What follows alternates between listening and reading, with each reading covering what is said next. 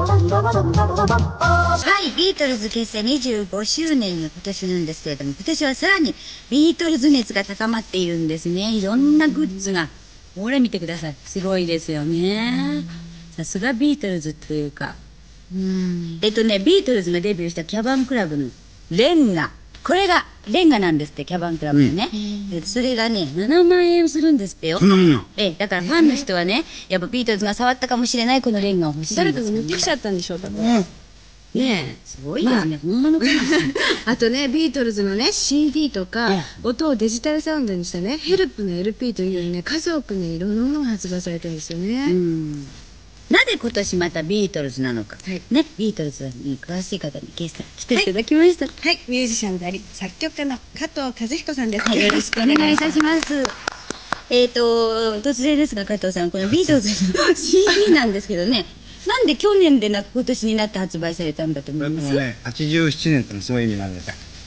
でね、これ、サージャント・ペッパーの CD なんですけどね、そのサージャント・ペッパーローリンハーツクラブの一番最初の歌詞がね、There was a 20 years ago today っていう、サージャント・ペッパーとburn to play っていうの結構早口言葉みたいなんだけども、サージャント・ペッパーが20年前にそのバンドにその演奏を教えたっていう歌詞があるわけ。で、ちょうど今から20年前の、6月の1日かな。で、このサージャント・ペッパーのオリジナルが発売されたわけ。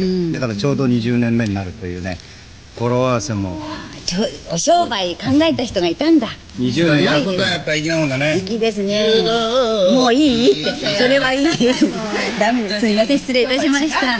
もう加藤さん、似合ってますね、それね。似合ってますか？聞いてるじゃん、頭の毛がね。昔よく翻訳劇やるから、奈良さん、お医者と言って、そういうカツラが持った人がいたんです。ねえ。CD も売れてるそうなんですけど、ビートルズはこれまでどのぐらいレコードを売ったか、どのぐらい売れたかっていうところ。はい、ここに資料があるんです。はい。ビートルズの曲数全部で213曲、でね、レコード売上総枚数が約1億2000万枚なんですよ。私思ったより少ないなと思って。でもこんだけかな、もっと売れてるような感じするけど、私もなんかビートルズってもっとでも1億2000万って世界の人口4億人ぐらいでしょ。ああ、そう。4人に1人が持ってる、もっと持ってるような気がしたけども、でもせこい話ですけども、4人でどれぐらい金額稼いだんでしょうね。それも気になりますね。加藤さんに聞いてもね、ビートルズのマネージャーさんじゃないしわからないと思いますけれども。日本の券を一箇所買うぐらいも。でも世界中の人が買ってるわけですよね。でなおかつだって今約20年ぐらい経ってるわけでしょ。それでもまだ売れるというね、このなんかやっぱりそのカリスマ性ってのはすごいですよね。すごいですね。プレスリーもそうだけど、やっぱりビートルズもずっと永遠にで、あとね、いろんなね、そのミステリアスなことがねいっぱいある。これがね、そのさっき言ったサージャント・ペッパーズの、これほら CD になっちゃって小さいから見にくいんですけどもね、このジャケット、いろんな有名なジャケットなんですけどもね、いろんな裏話があって、ここにねちょっと分かりにくいんですけども、このマリリン・モンローがいるでしょ。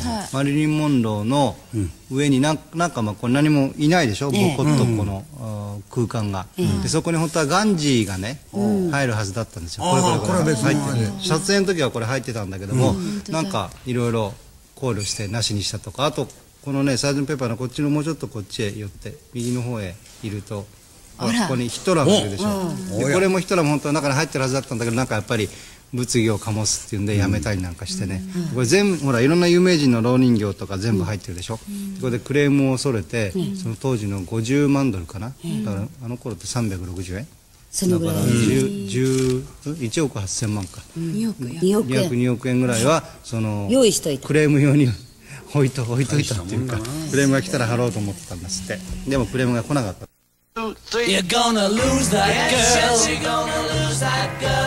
私なんかもビートルズ世代って言われてる時なんですよね。でも周りがもうビートルズで騒いでたんですけど、加藤さんなんかもやっぱりビートルズの出会いっていうの、最初に単にビートルズ聞いたのは中学生ぐらいの時かな。だから最初の「シーラブジュー」とかね、会話の方の辺とかそこら辺で、それは単にこういうのがイギリスから出てきたっていう流行ってるらしいよっていうだけなんです。それは中学で。でもうちょっと後になってそのビートル、僕が音楽をアマチュアなんかでやるようになってね、そのビートルズが今までのっていうのは歌を歌ってる人って単に歌手でしょ。であんまり私生活なんかも全然関係なくて、ビートルズっていうのはその音楽的なことはもちろんなんだけども、なんかそのこう新しいなんていうのかな、いろんなことやったでしょ、インドに株れてみたりとかね、あと音楽以外のことですごい影響だいぶ後になってから、だからそういう生き方っていうかな、そういうのはすごい影響は受けましたね。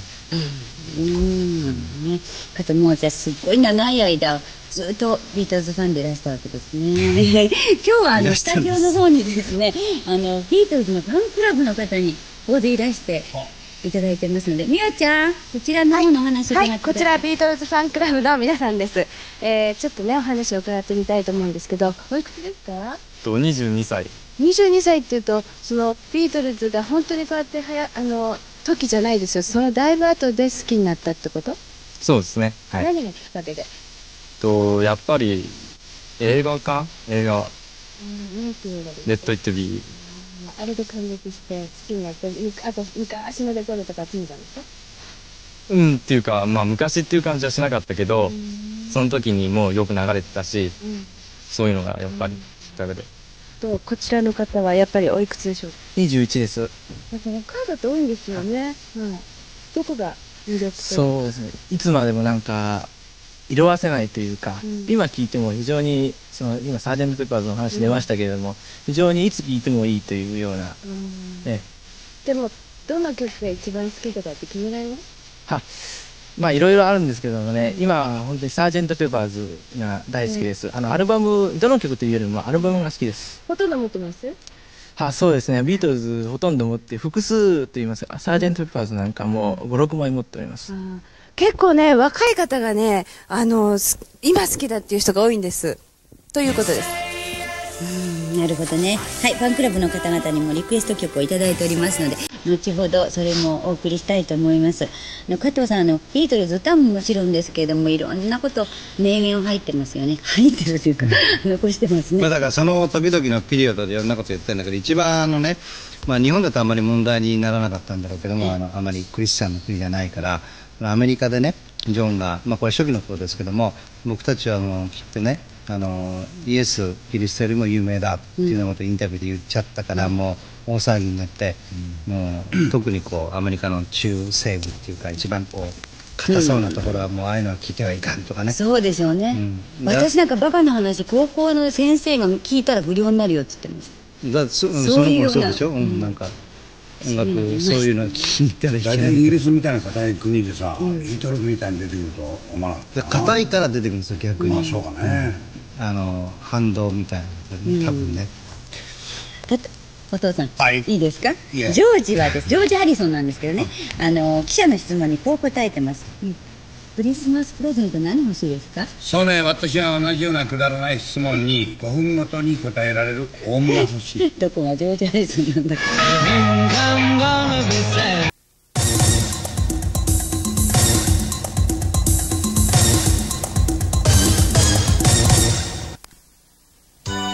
私の旦那様になる方には漏れなくサワーライスを作って差し上げます。蜜柑酢で作るサラダみたいなちらし寿司。サワーライス。車を使うビジネスマンの皆さん、目が疲れたら新スマイルスキッとしますよ。お疲れにはお気をつけて、お気をつけて。スマイル。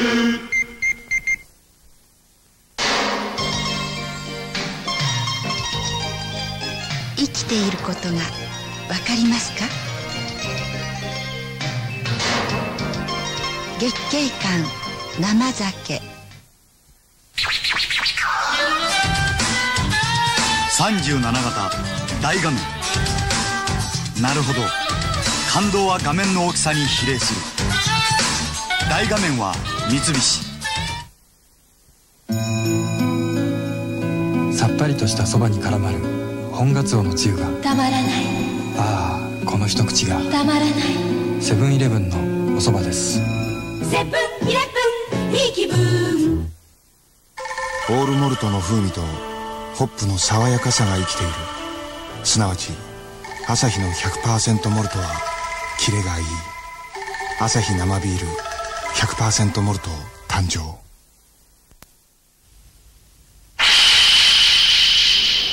いや懐かしいフィルムです。ビートルズが日本に来た時はもう日本中大騒ぎでしたもんね。一つの社会現象に大人はね、いかんとかね。やってきたビートルズ。あら、またすごい。1966年だよ。6月の30日な。21年前の写真。21年前、そんな経つんですか？ほら。集まった報道陣、カメラマン含めて約500人。すごかったわけですね。いや、すごいってね、このあれだよ、11PM もすごいよ。ね、11PM やってたの？この頃番組欄出てます。司会はね、藤本義さん。あら、本当だ。ね。いや、懐かしい藤本義さん。アシスタントがね、松金米子。出てません。出てません。何言ってんの。もう失礼いたしました。このビートルズの日本公演、武道館だったけども、チケットが入らないと大騒ぎだった。松金さんは見たんですか？あの頃ね、まだ子供だったからね、ローリングストーンズのファンだからあんなもの見れるから見とけばよかったですね。じゃあここでね、その日本公演を間近にビートルズをご覧になった方をご紹介します。作詞家の安井和美さんです。どうも。こんばんは。なんかビートルズ見たっていうと随分若かったみたいに。いや、私の友達もみんな見ましたけどね。私も見た時は若かったの。撮るのは大変でね、英国大使館の人に頼んで撮れって。まあでもあんな世界的な規模の素敵なコンサートって東京で初めてだったんじゃないかしら。そうですよね。なんか渡辺プロの他の方も前座で出たんですよね。そうでしたね。その時これがね、その時のパンフレットとチケットなんですよ。こういう風にチケットを取っているっていうのがね、好きなんだなっていうね、すごく気持ちがわかります。懐かしいわ。もう本当感動でした。そうですね。もうみんなわーわーって盛り上がって、やっぱりその当時からポール・マカートニーが一番例のマッシュルカット似合ってたし、そして乗せるわけですね。左でこうやって、もう思わず私はね、ビートルズのコンサートで私にとっての記念は、コンサートでポールとかってもうみんなに叫んでしまったのは初めて。私としたことが叫んでしまった。それがすごくビートルズのコンサートの記念でしたね。その当時ね、泊まってたビートルズが泊まってたヒルトンホテルの方にね、インタビューしてみたんです。間近にね、あってるんだ。群衆がすごくてね、そのせいで精一杯です。そうね、このホテルの周りをもう若い子がものすごく取り巻いてましたからね。ですから従業員がこのホテルに入るときに、また出たり入ったりの時間っていうのは割合こうオープンじゃなかったんですけどね。どこで聞いてくるかまずその時間帯に時間帯だけじゃ一晩中ですよね。だから従業員が全て身分証明書を持ってね、でも入り口の方からホテル入るのにまた身分証明書を見せながらおまわりさんにね、でホテル入ってましたでしょ。でまた10階のこの部屋へ入ってくるのにもまた従業員でもね、その部屋10階行くそのパスポートを持ってましたからね、それで人をこう規制してましたと。大変でしたね。マネージなんかの当時入り口に水飲み場があったんですよね。で冗談に「ここで飲んだんだよ」って言ったらもうすごいんですよね。飛びついちゃって話さないの。私はビンゴに非常に陽気でしたからね。もう指輪全ての手にね指輪してこう一人で騒いでましたしね。であとジョージ・ハリスンですか。彼なんかも比較的陽気でしたね。やっぱり一番静かだったのがジョン・レノンとかね。でやっぱりしっかりしてるなと思ったのがポール・マッカートニーですね。曲リクエストするとしたら何がいい？抱きしめてとはね。抱きしめたい。And I love heart ですか。うまく言えない。いや、今ヒルトンホテルの方はね、ヒルトンホテルの方にね、サインいっぱいもらってこいとか、もらってると思いますよ。私笑顔にしてるような気がする、きっと。いい思い出になっても、言ってた、ビートルズに会ったんだぞ、なんてってね。ポールと握手したとかそうそうそう、わかる。食事持ってた俺の耳元でね、歌ってくれたって「ヘイジョー」もういいってごめんねさんとかもすみません全然気にしない。あ、そうか。あとビートルズの思い出っていうのかなんかあります？そうね、ビートルズってやっぱり何やかやと影響を与えたでしょ、そしてその4人がすごく個性的だから、私の友達はジョン・レノンが好き、リンが好き、ジョージが好きだから、いつでもなんていうのかしら、ワンパターンで捉えられないのね。いろんな角度からビートルズってファッション、ヘア、言うこと、どんな車に乗ってどこへ行って、どんな風にしたとかっていうことで、もうあらゆる角度で影響を与えたんじゃないかしらね。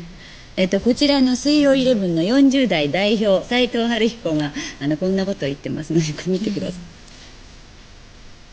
僕の世代とビートルズとちょっと僕の方がちょっと年がちょっと塔が立ってる。まあもちろんジョン・レノンと僕は同じ年ですけどね、やっぱビートルズっていうものが持ってるやっぱり凄さっていうのはあらゆる階級とかあらゆる思想とか、あらゆる民族とかね、そういうものをなんか乗り越えて、なんかある言葉、世界に向かって言葉のメッセージをやっぱりちゃんと伝えた最初の僕はロックっていう感じがするわけですね。でリクエストなんですけどね、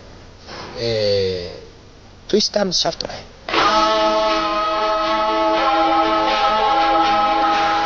意外ですよね、斉藤さんがツイスターシャウト。モーツァルトとツイスト&シャウトね。信じられない。なるほどね。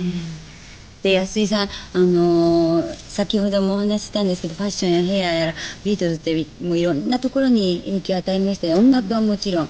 日本のグループサウンズなんていうのは同じ髪型してね。そうね。あと他の外国のバンド、ストーンズもそうだし、みんなキングスとかみんなあんな頭してましたね。なんか、カッパ頭。そうね。やっぱビートルズが最初なんですよね。みんなが伸ばした。そう、まあ最初マッシュルームがこのくらいなんでしょうけども、だんだんね。だんだんなって。あとみんなさ、若い者が髪の毛伸ばしてさ、床屋さんが儲かんないって言って。それありましたね。そうそう、みんななんか伸ばし放題伸ばしちゃって床屋さんすごく困ったっていう。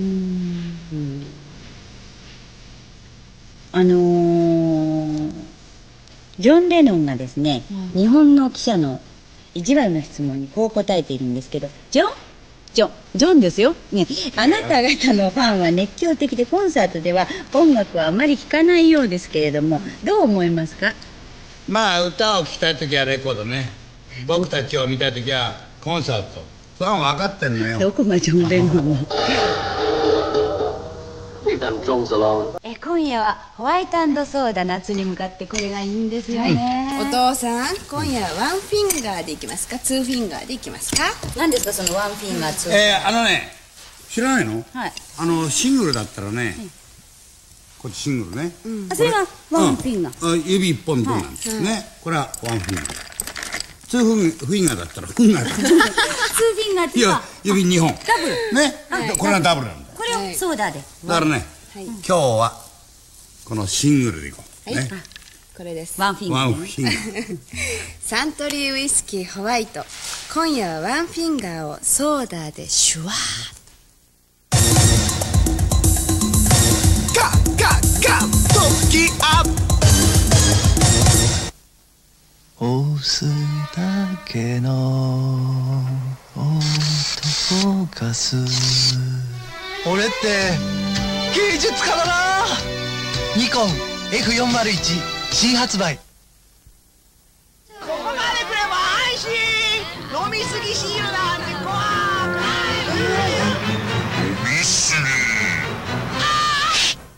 飲みすぎシール貼られたらビルおじさんの植木の手入れは夏に始まり、翌年の夏に終わります。また1本目から頑張って。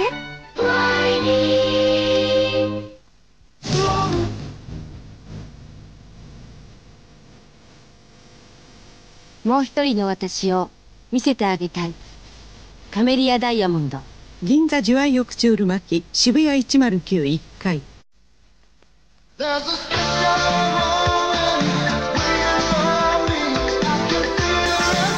むほどにドライ、辛口のままアサヒスーパードライ新発売。ファイト一発。肉体疲労時の栄養補給にリポビタン D、 わしのマークの大正製薬の製品です。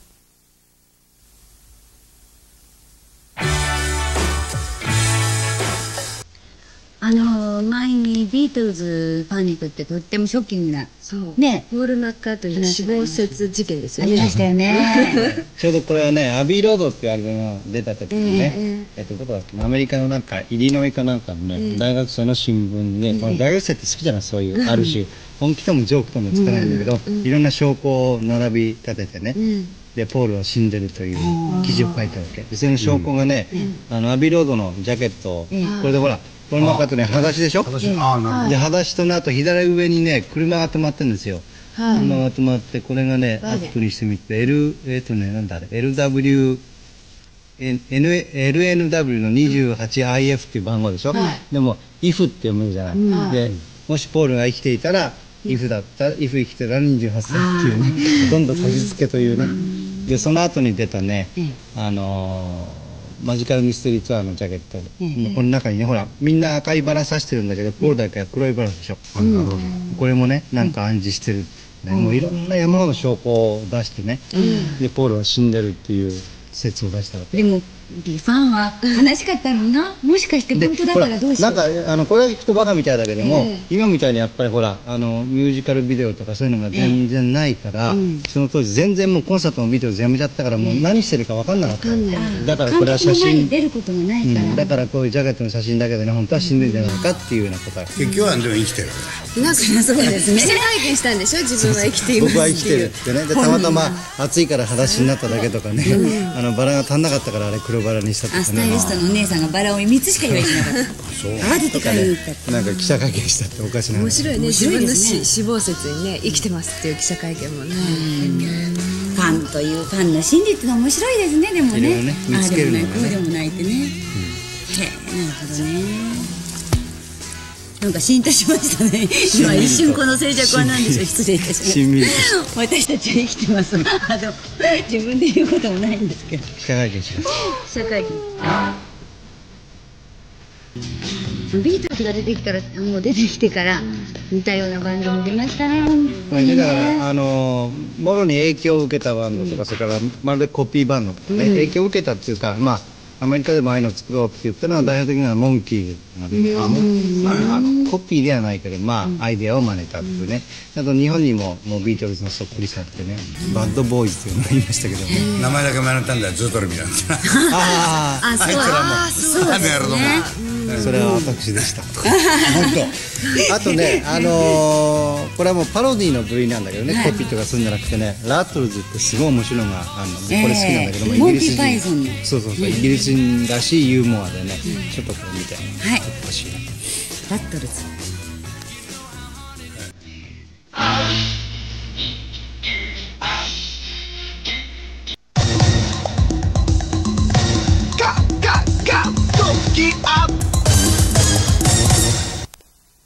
クールキャンディーナイスアップあっつらーい。この冷たさ普通じゃないっす。クールキャンディーナイス新発売。民族の新しいお酒です。米 100%宝焼酎純米新発売。New Life Sharp。 ずっと間違えていた。友情は熱いではなく熱いですね。正しい漢字の組み合わせ4万でシャープパーソナルワープロ。ユ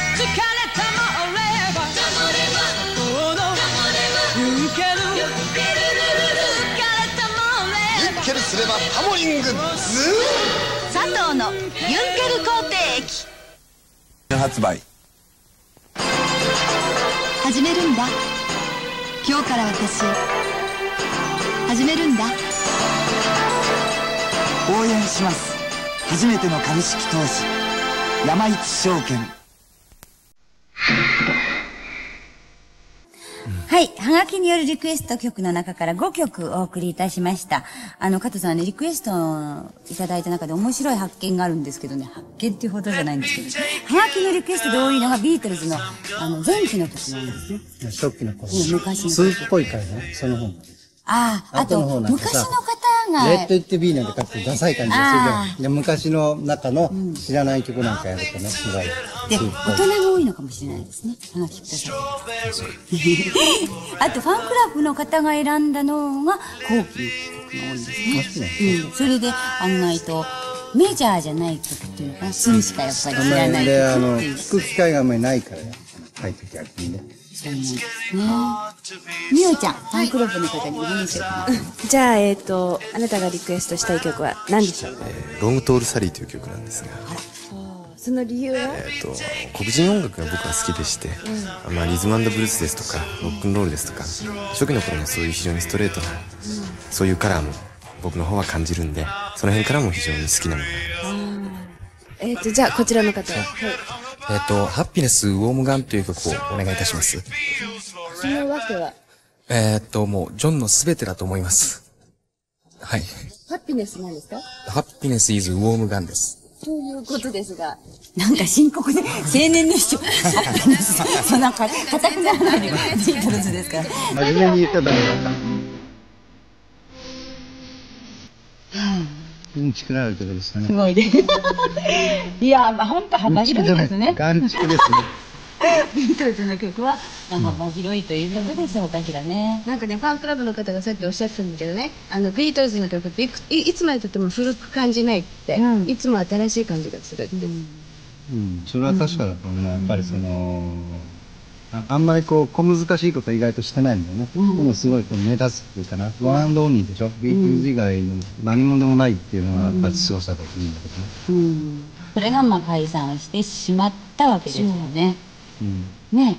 だから才能の塊合いみたいな4人だから、やっぱりずっとやってるのがあって、物理的に不可能じゃ。その後みんなそれぞれやってましたけど、やりたいものも変わってきたんでしょうね。はい。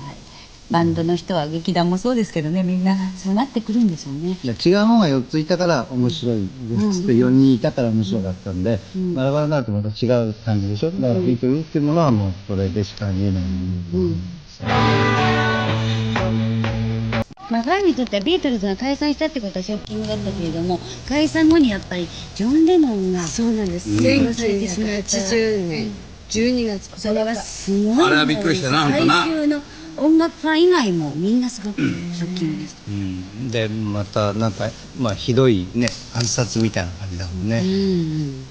なんでそういうところにジョン・レノンが住んでたかっていうのも不思議なんですけどね。そういうニューヨーク自体はの勧めでしょ。でもニューヨーク自体は非常にやっぱりそういう危険なところもあるわけでしょ。でもジョン・レノンたちがいたそのダコタアパートってすごいニューヨーク有数の古いアパートで、その中は平気なんだけど、その周りのエリアっていうのが意外と危なかったりする場所でもある。今その場所はどういう？今はね、そこがまたすごいファッショナブルになっちゃって、ウエストサイドのアッパーウエストサイドの辺なんだけども、案外と健康的な街。健康的ではないけど、なんか新しい。かつて悪かったけれども、だんだん最近開発されてきて、古いビルディングなんか壊されて、新しいビルディングが建ってて、そこに新しいブティックとか新しいレストランとか新しい人たちが住み始めて。だから今一番なんていうのかな、ファッショナブルな場所になっちゃったんですごい珍しいレストランがあるとかそういうのをいろいろ。そうです、新しいんだよ。なんかご本をニューヨークレストラン教時代っていう本だそうなんですけれども、これはどういうそうね、これはね、ニューヨークってみんなファッションやね、そういうアートとかショッピングとかいいけれど、食べ物はいまいちってみんな思ってたでしょ。去年私たちレコーディングでニューヨークに行ってて、ちょうど2回続けて通算2、3ヶ月行ってて、毎日食べたら素晴らしいレストランにゴロゴロあるじゃないですか。そしてね、これはもう本当にニューヨークの街のレストランの傾向っていうのは東京がね、もうそっくりになるんじゃないかと思う。カジュアルでおしゃれで高くなくて、そしてヘルシーフードで、そういうレストランたちをねピックアップしてね。なんか先ほどちらっと拝見したメニューまでこれ書いてメニューあるんですね。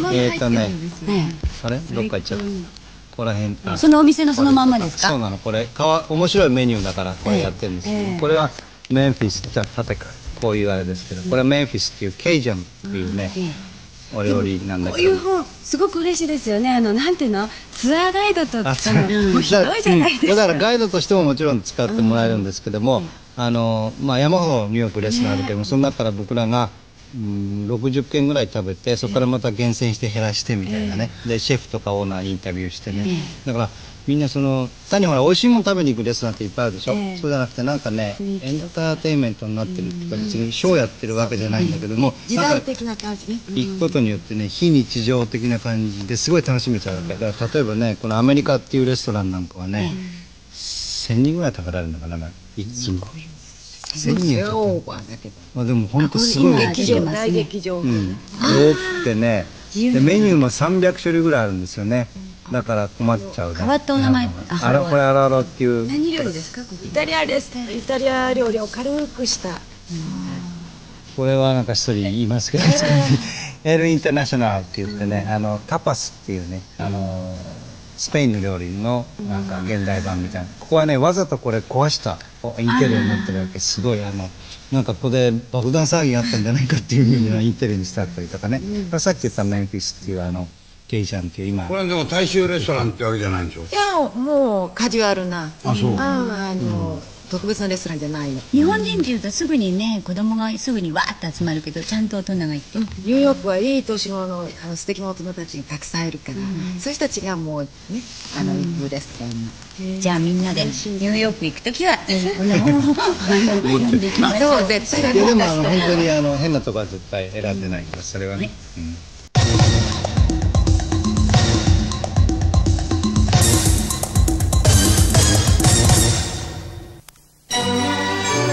世界の照明、日本の明かり、光の夢を叶えます。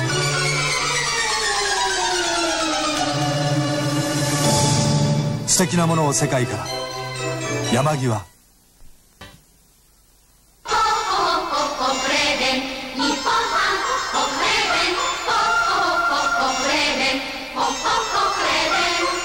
本格派フランクフルターホッホレーベン日本ハム。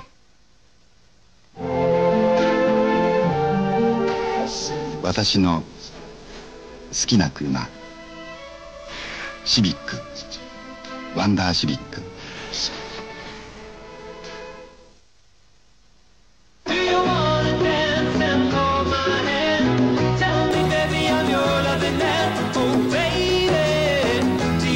ッタイムスケントマイルド220円で新発売。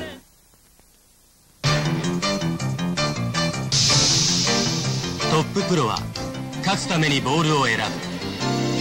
トーナメントモデルレクスター TMS 新発売。ブリッジストーン。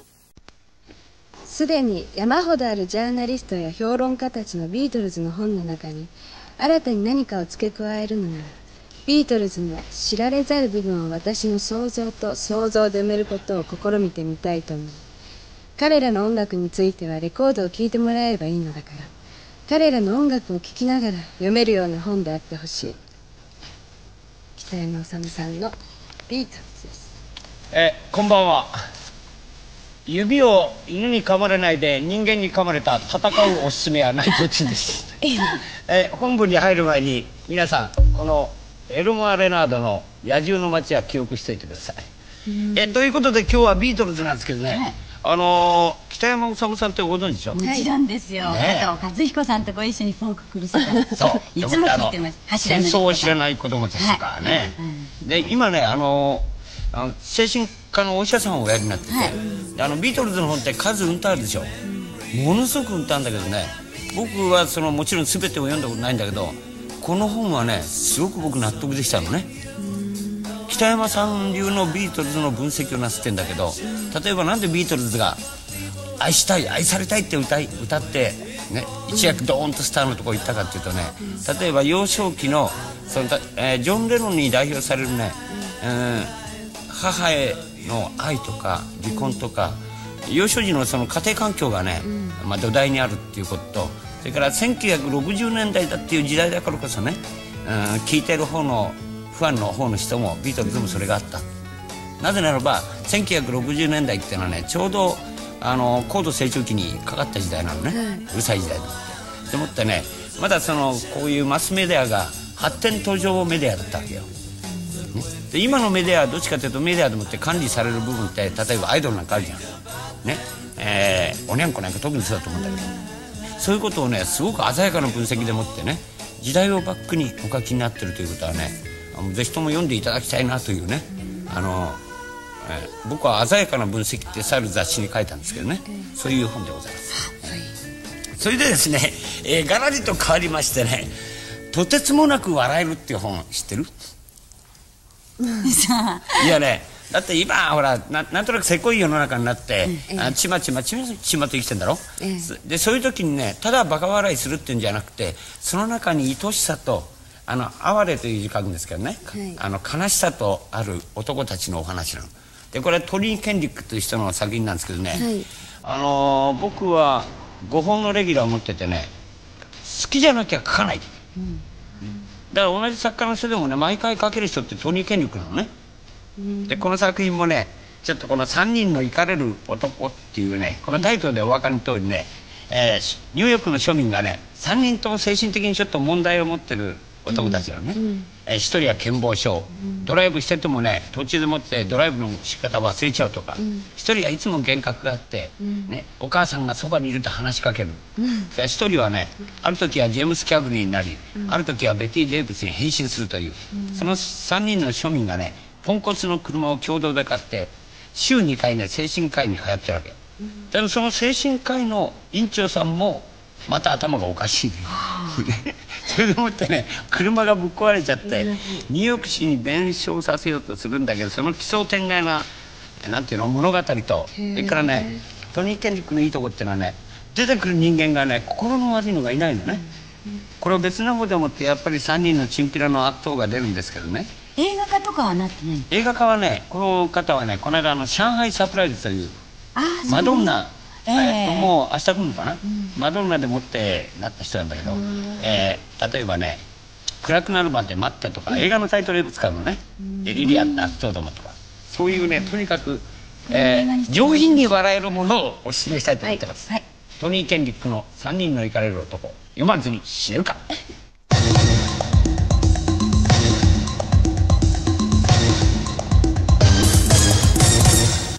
キャビン 100S マイル。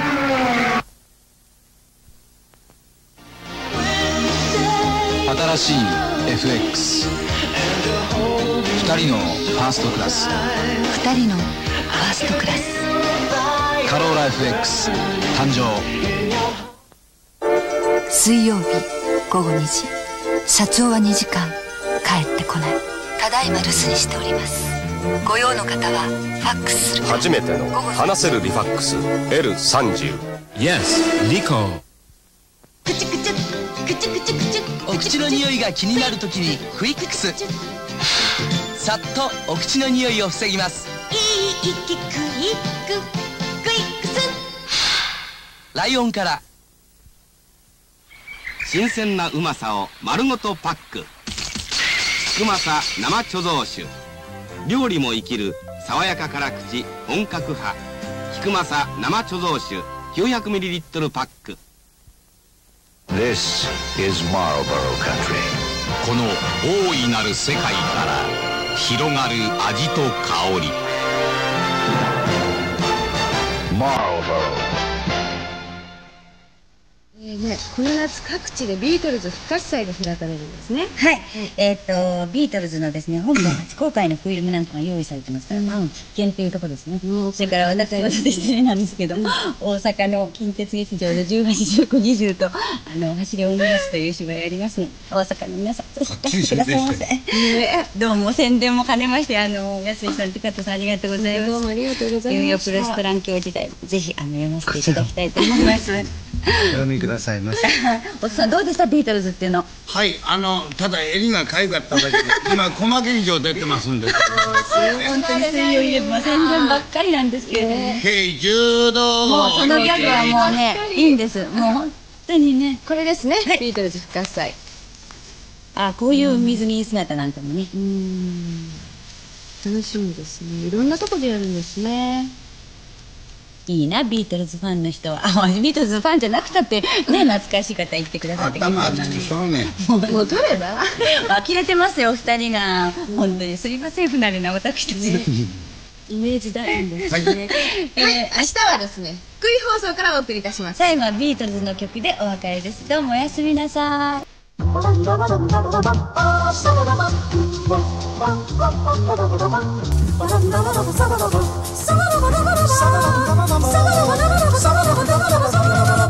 Sa